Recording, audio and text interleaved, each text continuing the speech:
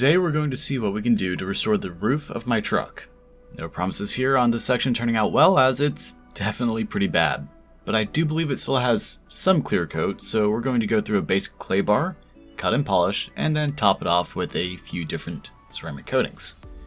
I apologize for the fluctuating colors. Apparently the GoPro decided it needed to go through color correction because of the sun going in and out. We're starting off with a basic clay bar to remove the surface level contaminants, of which there are many. This roof feels absolutely terrible to do.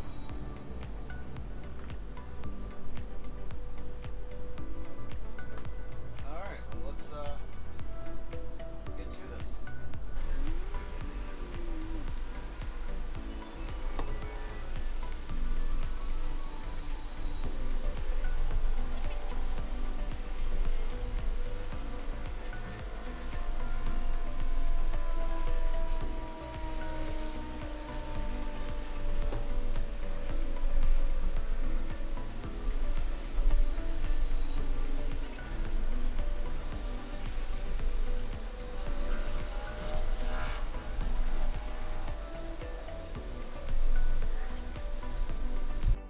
We're going to see how this pans out using our Hexlogic orange cutting pad on our Meguiar's dual action polisher with Meguiar's Ultimate Compound. We start off by priming our pad by adding our compound to the pad and spreading it around to get it into all of the grooves and pores.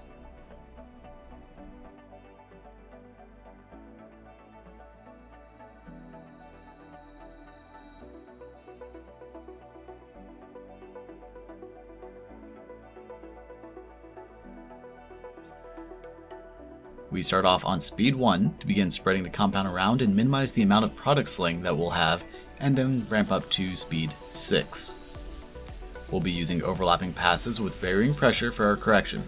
Since Ultimate Compound is a diminishing abrasive, it will work down to a finer and finer compound as we work it. So we start off with a heavier amount of pressure on the machine for our first pass, and then reduce pressure to where we're just letting the machine do the work by the end.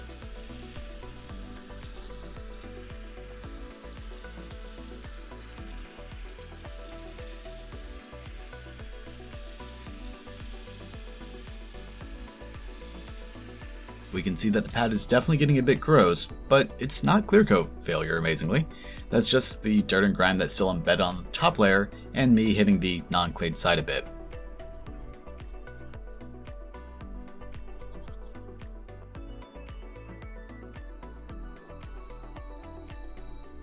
I decided to do a second pass with the Ultimate Compound to see what kind of results I'd be able to get.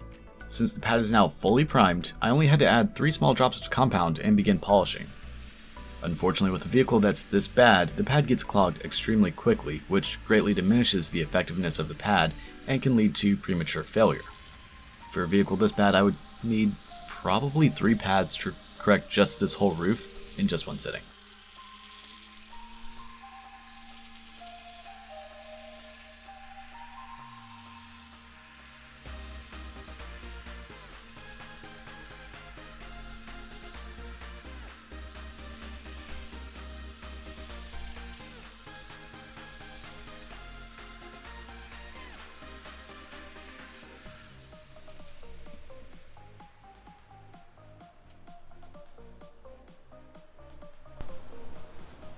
Stops as soon as it gets there.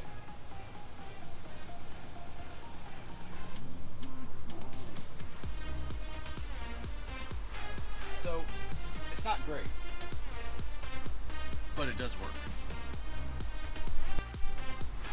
So on camera, it looks really nice, the difference between the two here. You can see it's actually a glossy reflection, but hopefully we can get close enough to where we can actually see there's not much clear left on this. So what we're going to do is we're going to go ahead, we're going to finish up the rest of probably just this section and maybe a little bit more up there off camera.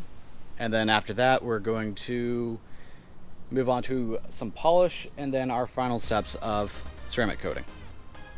Now that we have both sides compounded and polished, I'm going to try a new product for me. It's Turtle Wax's hybrid ceramic polish and wax. We'll see how it does. I'll do the left side on camera and then the other side off camera, just due to space. It says to apply 3 dime-size amounts after shaking well. After gently spreading the polish on the surface, start off with the buffer on speed 1 and ramp up to speed 4 to minimize any slinging of the product.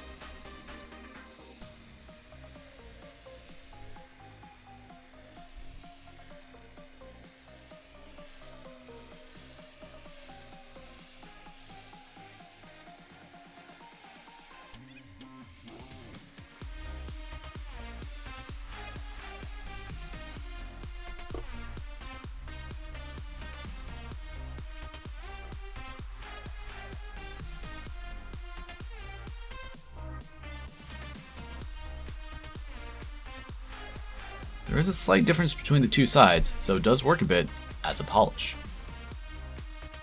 I'm going to finish polishing the rest of the area off camera, then we'll move on to masking off the different areas for our products and begin that process.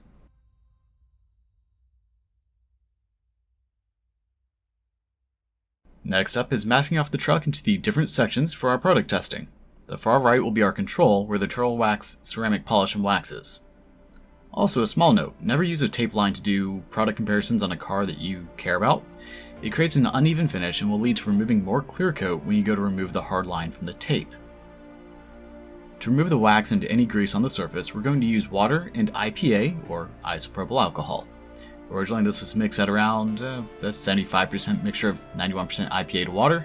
I'm fairly certain now that's mostly just IPA. God, it smells so strong. Some people in the detailing community will get onto you for not using a professional degreaser, but it's honestly not needed. IPA will strip pretty much anything from the surface. Very few waxes and coatings can withstand a high concentration of alcohol. I typically will do 2 wipe downs in total, just to make sure I don't miss anything.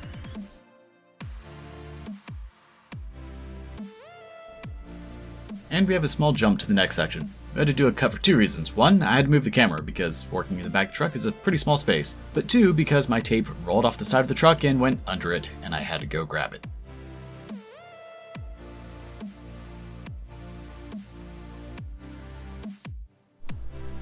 Alright, and time to introduce our 2 products. So right here we have Nano Age 9H ceramic coating, and then returns to the channel will recognize Mr. Fix 9H ceramic coating. These are 2 comparable products. Returns to the channel will remember Mr. Fix 9H. It's about $10 a bottle. I really enjoy it. Nice, easy to apply, and still going strong over a year later. Now, Nano Age 9 ceramic coating, I've never used before. Full disclosure, this was given to me for review. I told them I would be giving an honest review, so if it's better than Mr. Fix 9H, we'll say it. If it's not, we'll say it. We'll see how it pairs up, see how the application goes, and kind of see how they hold up over time. So let's get to it. And for the instructions for the Nano Age, wrap the cloth around the sponge and apply 4 drops of Nano Age. Apply in straight lines, first horizontally and then vertically to an area about half the size of the hood. Make sure to apply 1 to 2 drops whenever the sponge feels dry or you can't see any product being applied to the surface. Immediately after, buff the surface gently in circular motions with the microfiber cloth. We recommend folding cloth and using one side for the first stage of initial buffing and then the other side of the cloth for more thorough buffing. I appreciate they actually give instructions.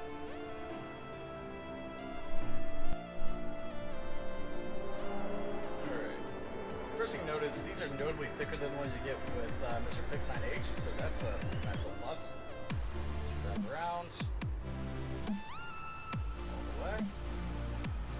Fold over. No, I don't like that method. Go.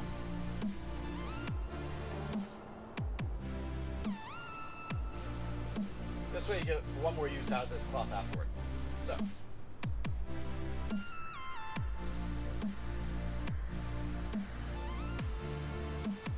Oh, isn't that cute? They give you a little stopper. Because otherwise it gets crusty. So, 4 drops I said. 1, 2. I didn't count that first one. Okay. So, we're going to start off going up this way, and then go the other way.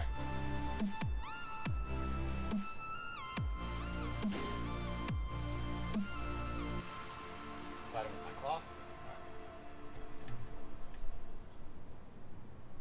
Right. Now that's 4 lines, so we'll go with it.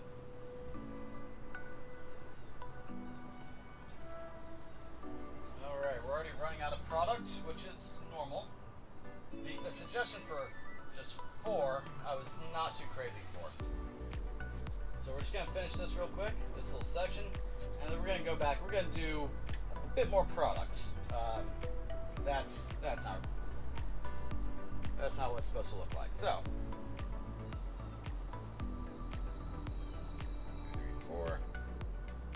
Okay, this will get us a bit more even coverage here. This is about 10 drops total. Let's do this again. There we go. Now it is going a bit thick, but that's okay. We will buff it off in a moment.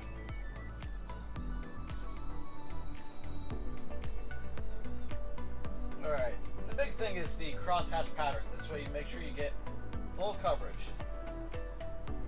You might notice I'm doing a slight circular pattern. That's just so that I can pull all this excess product over to the side. So we're going to work this a little bit more than you normally would, only because of the kind of excess I had there. And so we see all of this is fully folded in like over here.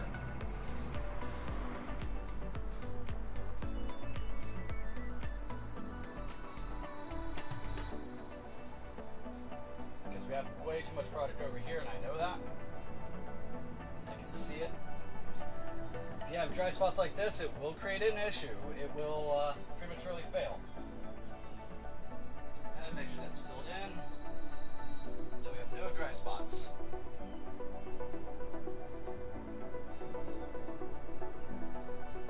Alright, and now even it out again. I can tell you that this product does dry a little bit quicker. I can watch it flash off a bit here.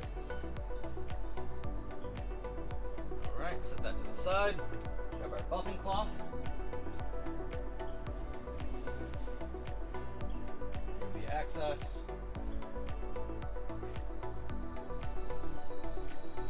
The best part about doing this on black is that you can actually see if you have any high spots. Do this on a color like silver, it'll be very difficult to see if you have any high spots. See, like high spot here, good here. Don't touch it, by the way.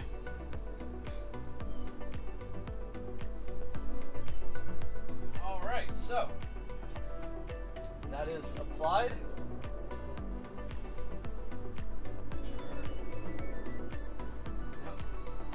Give a nice once over again, check for high spots. Like there was some over here on the edge. I don't know if that's a camera frame, but there's a high spot right here. So just kind of look over it and see what you can see.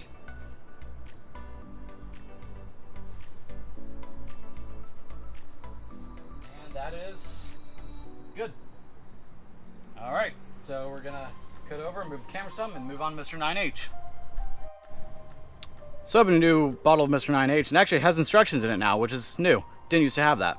So, pre-treatment, of course, make sure everything's clean, clear, free of grease, all that fun stuff. 2.1, apply the coating. Start to coating the vehicle under the dust-free conditioned environment. Well, we don't have that. Then wrap the microfiber cloth around the sponge and put about 4 to 5 drops on it. I would recommend at least 10. Almost enough to coating about 40 centimeters by 40 centimeters. Just for reference, that's about 13 inches. Start to wipe the vehicle body even in crisscross. After that, the next cycle just need 1 to 2 drops in each time until it coating the whole vehicle body. Alright, we're gonna get rid of this. I don't like this. Okay. It says wait 2 to 5 minutes. Don't do that. That's a bad idea. If you wait 2 to 5 minutes, you will not have a coating that you can wipe off. It will fully flash. So we can see here, like, this is much thinner. Ugh. The sponge is lower quality, but it is the cheapest material. Cheapest coating on Amazon for real. Alright.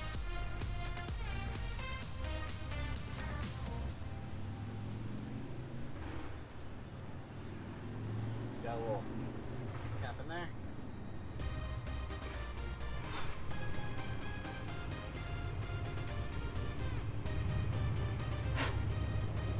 Okay, so these drops are much bigger, by the way. Oh my god. Alright, so same process as with the nano coating. I just hit my dust it. You can see those, just those few drops were much, much larger. Go a lot further too. Like that is more than enough. So I'm gonna make sure to really seal against this tape line. So I will say this is easier to apply than the other coating. And that's not just because of experience, it is just notably easier. Well, didn't really want to hit that, but oh well.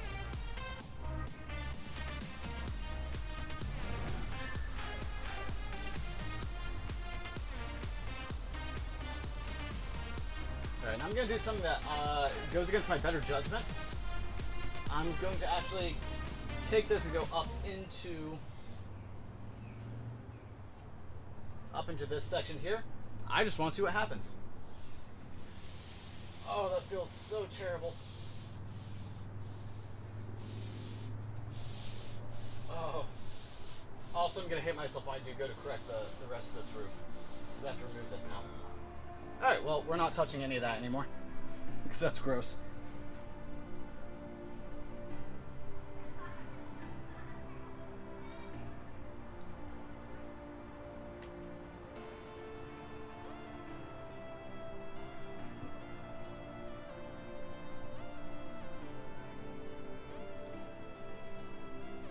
And those concerned, it is not the same cloth. Yes, it is the same color. Not the same cloth, because you'd have cross-contamination. We don't want that. I just have a lot of the same color cloth. So, it's on there. What we're going to do is just initially get the excess off. So just very gently go over the surface. I picked up on the truck. That's fine. Just very gently remove the excess. Make sure not to go over into the other two test areas. So one thing to notice, this is a lot tackier than the nano coating. Like, there's resistance. So remove excess. And that's something I've noticed with the Mr. Fix, is it is a tackier coating. But it dries to a crystal smooth finish. Glass smooth. Alright, so remove the high spots.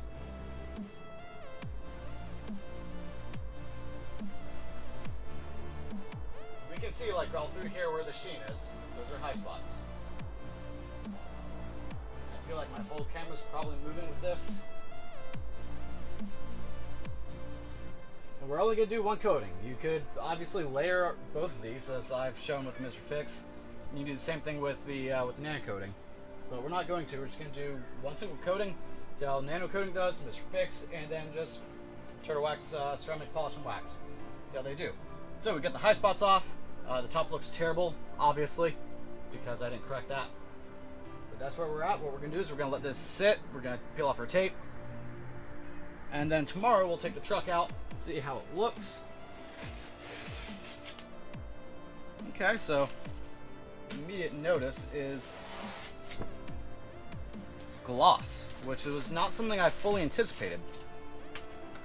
I don't know how well it shows up on camera, but these two are notably glossier than the surface we had previously. It actually looks like the nano coating is a little bit darker of a coating, which is good.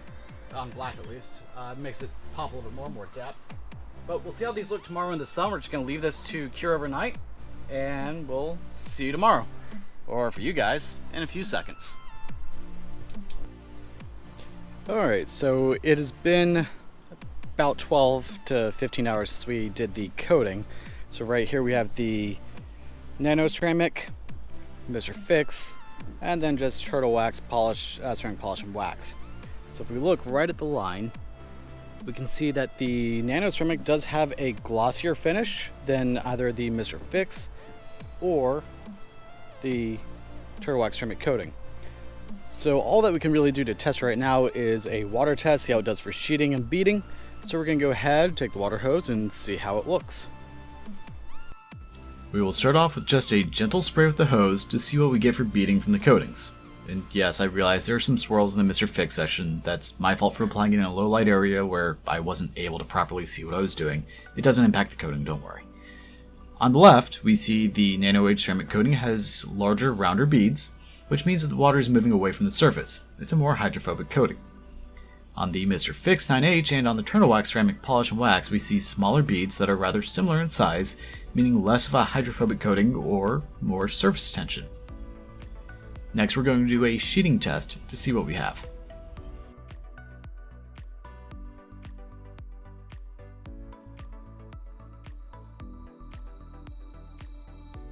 Honestly, I see pretty much no difference between the two actual ceramic coatings for sheeting. Water is effortlessly moving away from the surface when met with large quantities of water.